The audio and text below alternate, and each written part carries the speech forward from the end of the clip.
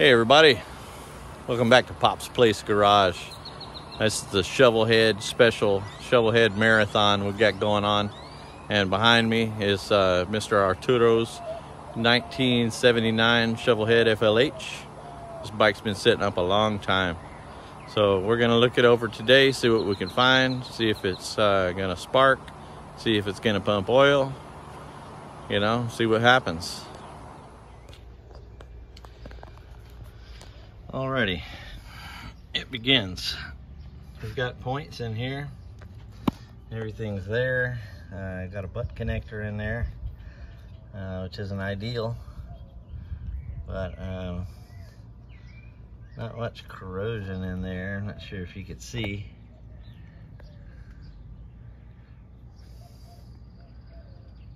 It doesn't look too bad.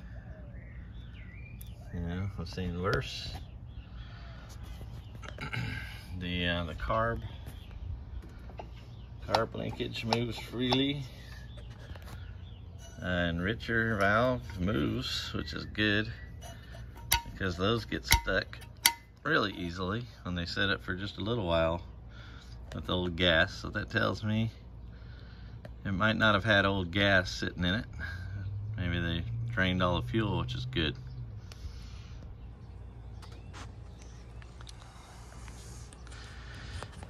I'll have to take a closer look at all of this when I put the battery in. They've taped this stuff up to keep it from contacting grounds, but that's not the right way. This should have a relay panel with this stuff secured good to the relay, so I'll see if I can find the right part for that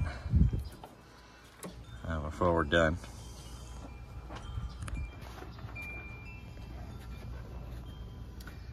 This right here looks like it's been dropped on this side and kind of tweaked this stuff out. That's bent a little bit on the bottom of this floorboard, and this bracket's turned. That's right on the pipe, so I'll see what I can do about that. I checked this the other day, but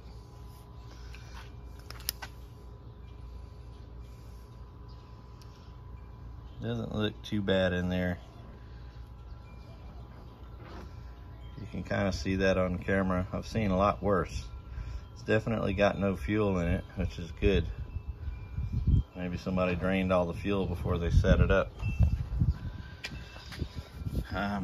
It's also got oil in it. This thing doesn't appear to have any oil. I don't know if you could see that on camera, but that's an empty oil tank. It's a little oily in there. I see a tiny bit down here in the back corner.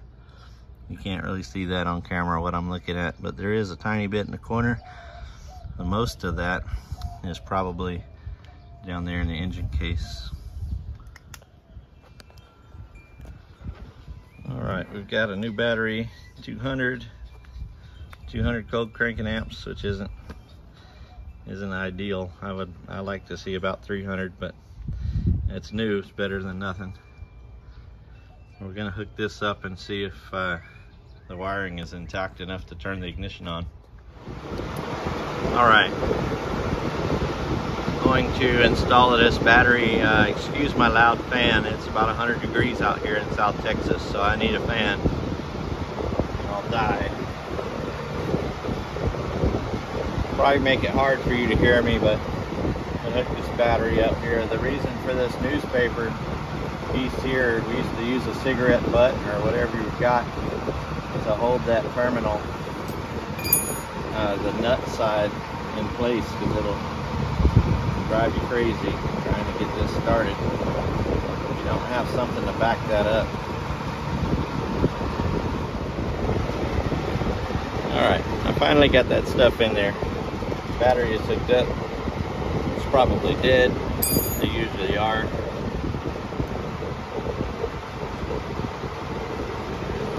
But let's just see what happens, just for the hell of it.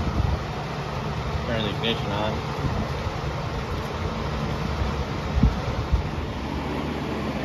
I'm going to turn the ignition on, see if we got any kind of spark or starter.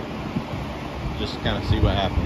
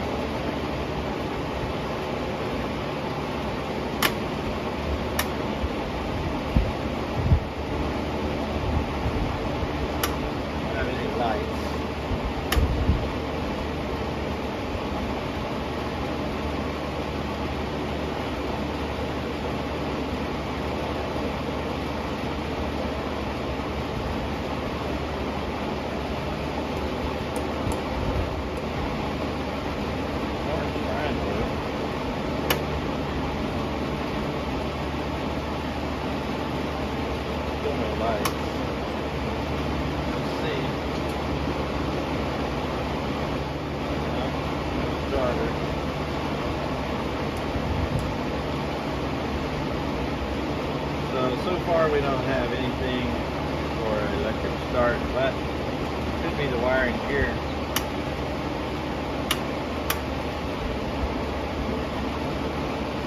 Let me look.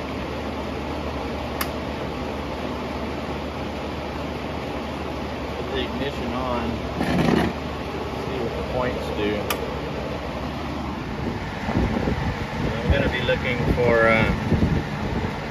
mark between the points a little bit. The ignition on, see what happens.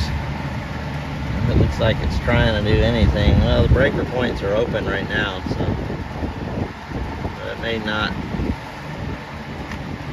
do anything. See if I can turn the engine over without knocking the bike over because the clutch drags.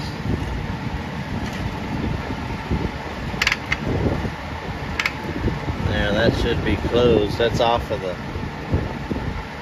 top of the cam, the points cam there.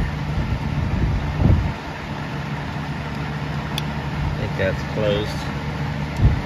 So ignition's on. And yeah. Okay, you see that? That's good. That means our condenser is good. So it'll probably fire.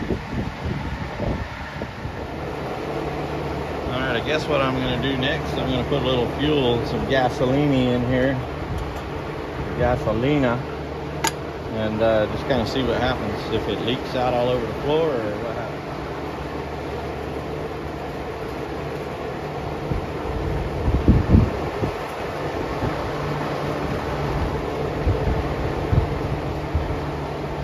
Get this gas can open. They keep changing the gas cans on me. Nothing else is a don't wash out gas can. So, see if it even holds fuel.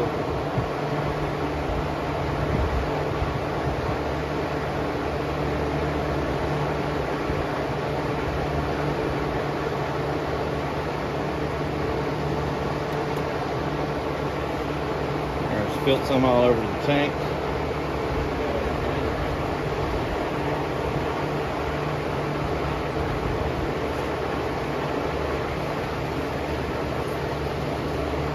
Just to clean it off there, so that's far. The good news is I don't see it pouring out of the fuel petcock. So far so good on that fuel petcock. It's not pouring all over the place.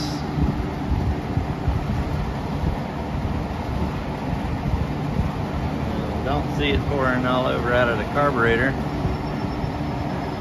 That's good.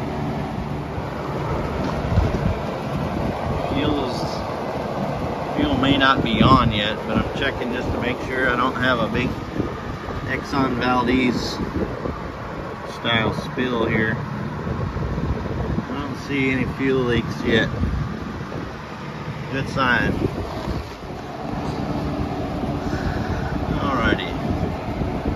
Of course I can't read this petcock, but I think that is probably the off position. This is most likely on, usually. Yeah, you can kind of see off. It's probably on up here and reserve over here. So, oh yeah, there we go. There's the fuel leak. All right, it's leaking right there at the fuel filter.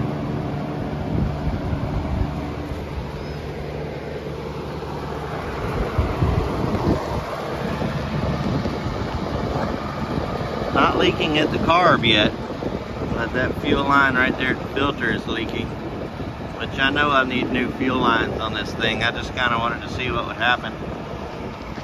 Maybe see if it would try to pop off. I got to decide whether or not to try it with fuel leak everywhere, because fire hazard, you know. So I don't think that I'm gonna do that yet. Alright, now we can see the truth. The petcock does not turn all the way off, it does leak.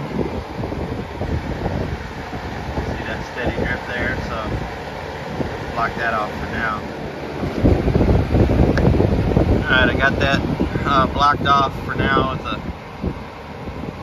new piece of fuel line and a bolt. I need a longer section of fuel line for sure. New fuel filter, and we'll get that hooked up. Alright, went and got me a piece of fuel line. Took this old fuel line off here, and this old fuel line is hard as a rock.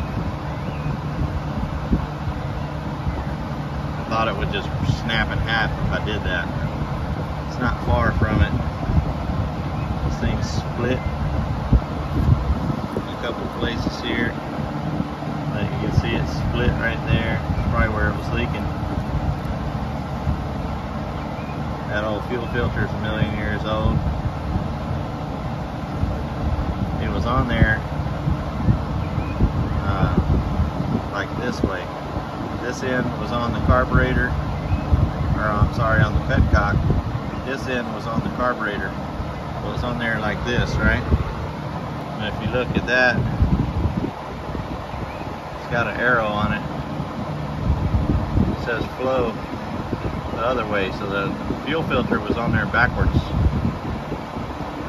I don't know if that would have even flowed gas anyhow, but fix all of that. I got a new piece of high quality fuel line. It's actually fuel injected rated line, so it's a little more hardy.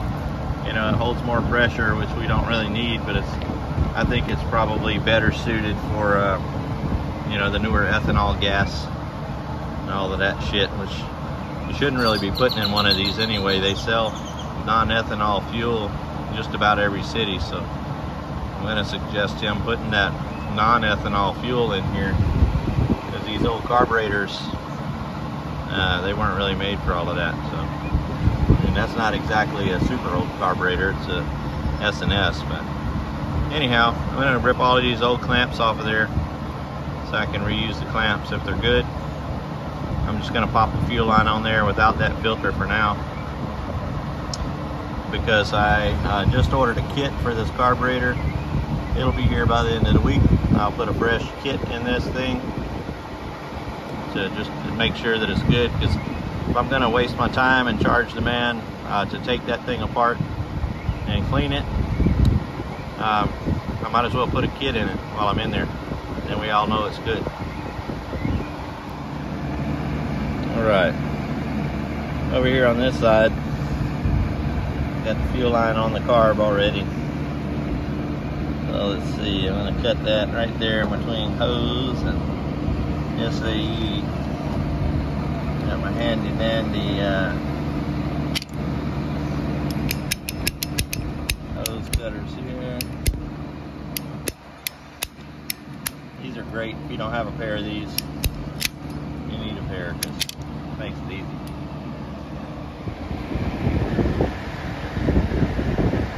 And there we go. That's it's on there good on both sides of the clamp. When I took that hose off, this piece, I used this to plug it. The bolt. It's all I had in my toolbox. I had to go buy some more fuel hose. But it was dripping. I showed you it was dripping when the valve was off. But when I took that line off of there, it was not dripping. I got a little bit of gasoline in that tank, so that's good. The petcock might come around. Because let me tell you something about these petcocks. This OEM style petcock right here, they make 100 million of them aftermarket, anywhere from $15 to $50. They all suck. You just never know what you're going to get with those. I've spent $15 on ones that work good, and I've spent $50 on ones that leak. So you never know. I've spent $120 on a Pingle, and it wound up leaking a year later. So, you know, if you find one that ain't leaking, that's the one to use. We're gonna run this one for now until it starts leaking. You know, and it wasn't even leaking at the valve. It's just the valve wasn't shutting off all the way. And the worst part is when they leak here at the valve, you get gasoline all over the floor, all over your engine. That's a fire hazard. You don't want that. So we're gonna turn this fuel on and see what happens now. We turned it on last time and I had a fuel leak. Now we'll see if the carburetor will hold fuel. All right, we got the fuel on, and I don't know if this particular Super B has an overflow nipple like a Super E does. I'm not sure. It may or may not. I don't know much about these. I'm familiar with the E, but the B, I don't know, and I don't see an overflow nipple on it anywhere. So, you know, if it's overfilling with gas right now, it's just gonna fill up them cylinders and go into the crankcase, which we don't want. And that's why I ordered that carburetor rebuild kit. So I don't see any fuel, but I'm gonna go ahead and turn the fuel back off for right now until we're ready to try to test fire it.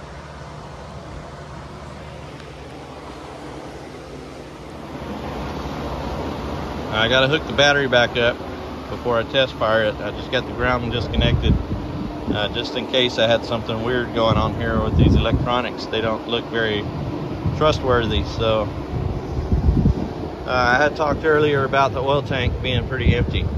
Okay, so what we need to do, because I can just about bet, see now you can really see in there with the seat off, that oil tank's almost empty. You know where that oil probably is? If you know, you know. These are a dry sump system on these Harleys. Everybody that's owned one knows that. But if you're new to them, the oil tank is up here and it pumps it into the engine, you know, and around through the cooler back to the tank. And that oil, if this check valve is dirty or old, and this one's probably both, that oil's all in that case right now. So when we first turn it over, I probably want to leave the ignition off, try to get it to spin over a few times and see if the oil pumps back into the tank. Alrighty, got the camera set up here. We're gonna look and see if we can get oil pumping. I got the ignition off, the battery hooked up. I'm gonna jump the starter and see if we can't get the engine to spin over without the bike taking off, because the clutches are dirty and drag on this thing. So I got the wheel chalked up. Front brakes don't work, so let's see. I'll pull this clutch lever in just to be safe too, because it's in neutral, but I don't trust it yet. Let's see what happens here, if I can get it to turn over without rolling away on me.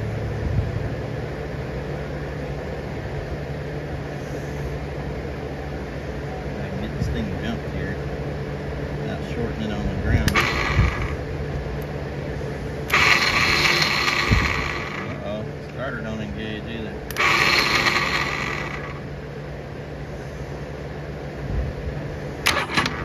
There it goes.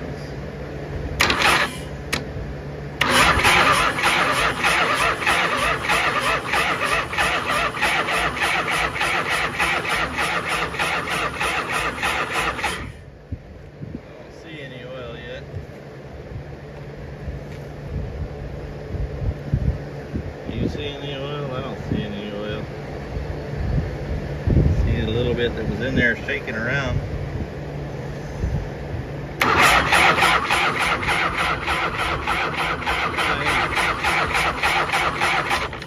Yeah, it's coming out. It's sumped. I see it pouring out right here. You probably can't see it from the camera, but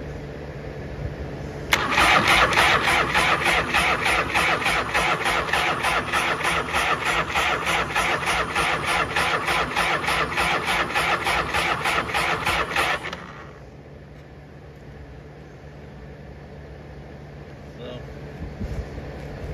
got a little oil getting back in the oil tank there. That's good. Probably gonna kill the battery doing that unless I take the plugs out. See what I can do. Alright, take these plugs out, make this engine easier to turn over so I can get a little bit more RPMs when I'm spinning it. This ignition is off right now. I'm not trying to start it, I'm just trying to get the oil pump to pump it. Get all the oil back into the oil tank out of the case, because I don't know what all is in there. It could have a bunch of fuel down in there with the oil. We just don't know. So let's see if I can reclaim some oil back in the tank. All right, plugs are out. Now there, kind of felt it shocked me too. So these plug boots aren't too good. When I jumped that starter a while ago, can't find my damn wrench that I had to jump the starter. Let's see what I can find. Got a screwdriver. Let's try that. I can see the oil pumping back in it. I did that.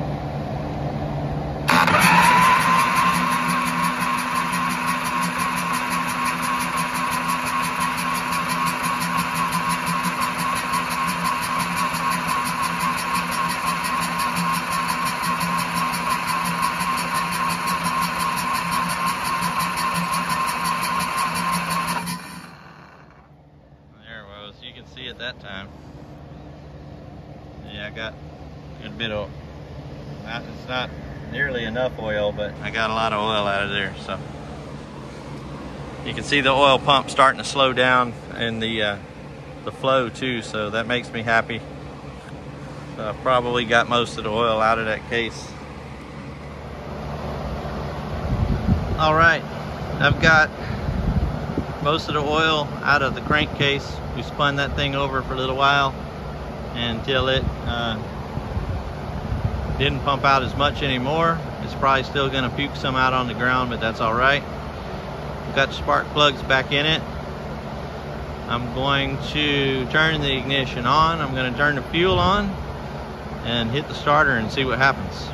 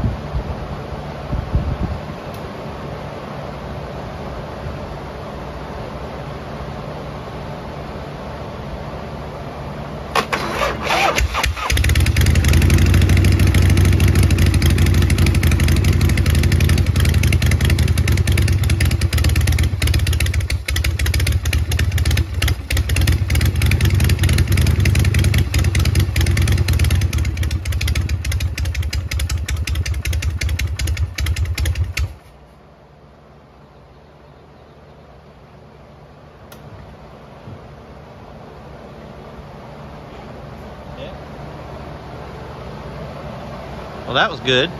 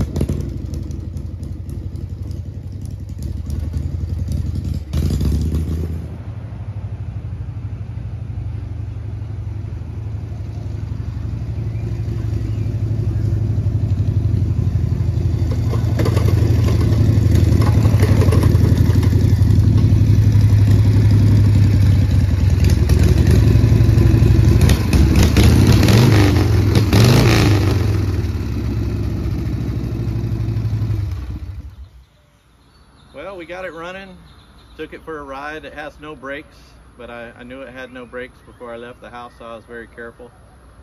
Didn't run great. The carburetor is still dirty, but we've got that carburetor kit ordered and on the way, so when that gets here, I'll put it in, clean all the carburetor passages out, make sure all the electrical is good on it, which is a complete mess right now.